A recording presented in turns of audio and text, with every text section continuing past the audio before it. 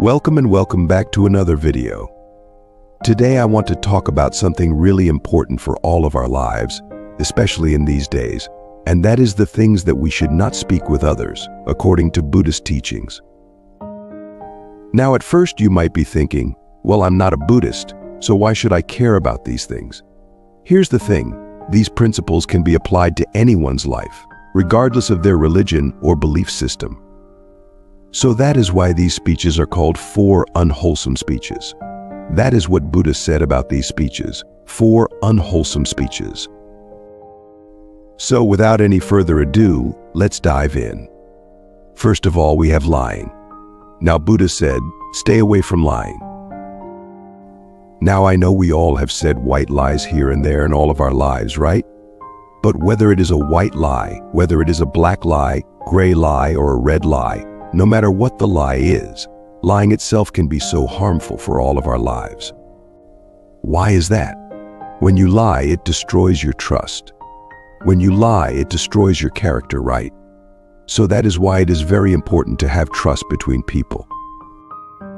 In our daily relationships between people, the most important component of a happy relationship is the trust. So that is why Buddha said, live a truthful life. And it is very important to have that transparency and honesty in our relationships. So the first thing that we have to stay away from is lying. And next we have divisive speech. What do you mean by divisive speech? Divisive speech is all about creating drama between people or creating conflicts between people using your words, right? It can be gossiping, or it can be talking behind someone's back, right? I must say that when you talk these words, or when you use this divisive speech, it is not a good thing for your life. And also it is not a good thing for other people's relationships. So Buddha said, do not use this divisive speech. Do not break the relationships between people using your words. Most of the time we use the divisive speech out of jealousy or out of anger. So that is why it's very important to stay away from divisive speech.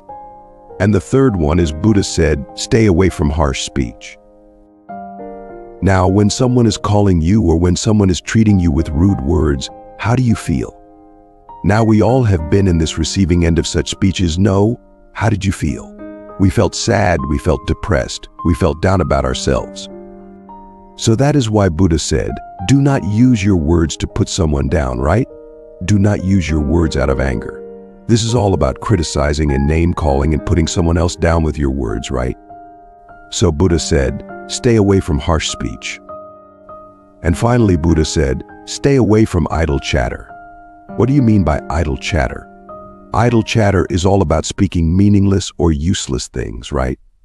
Now that doesn't say that we cannot have a small chat or a fun talk with people.